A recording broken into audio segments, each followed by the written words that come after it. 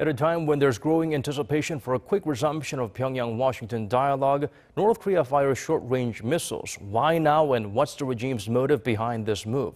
Jung-hee delves deeper to find out more. The downturn started when North Korea lashed out at South Korea and the U.S. for scheduling a joint military exercise next month. 3 weeks after North Korea's Kim Jong-un and U.S. President Donald Trump had a friendly chat at the inter-Korean border, the North slammed the exercise last week through its state media, saying the exercise would put the working-level nuclear talks at risk.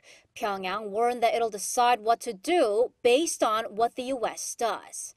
Since then, the North has done nothing to indicate that it'll engage in the working-level talks with Washington it promised. And at the same time, the two sides will miss another opportunity for their top diplomats to talk, with diplomatic sources saying North Korea recently notified Thailand that its Foreign Minister Jung-hee won't be attending the ASEAN Regional Forum next week. Pundits say Pyongyang doesn't mean to completely kill the momentum for dialogue. Firing the short-range missiles, rather, was a strategic choice. In May, when the North fired short-range missiles, Trump called them, quote, very standard stuff.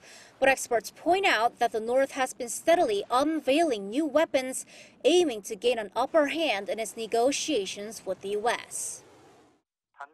Firing short-range missiles means that the North can shoot ICBMs at the end of the year, and revealing a new submarine means it can fire SLBMs. If the North were to fire these, that would nullify Trump's achievements in North Korea policy. Another expert points out the security guarantee the North wants. Unveiling these weapons would give the North more leverage in its nuclear negotiations with the U.S., and at the same time strongly press the U.S. that it needs to do something to guarantee the North Korean regime's security. The North's firing of short-range missiles would not hurt the relationship between Kim and Trump, analysts say. But with the soonest chances for dialogue now gone, the missile launch would indeed delay any talks even further. Jung-hee, Arirang News.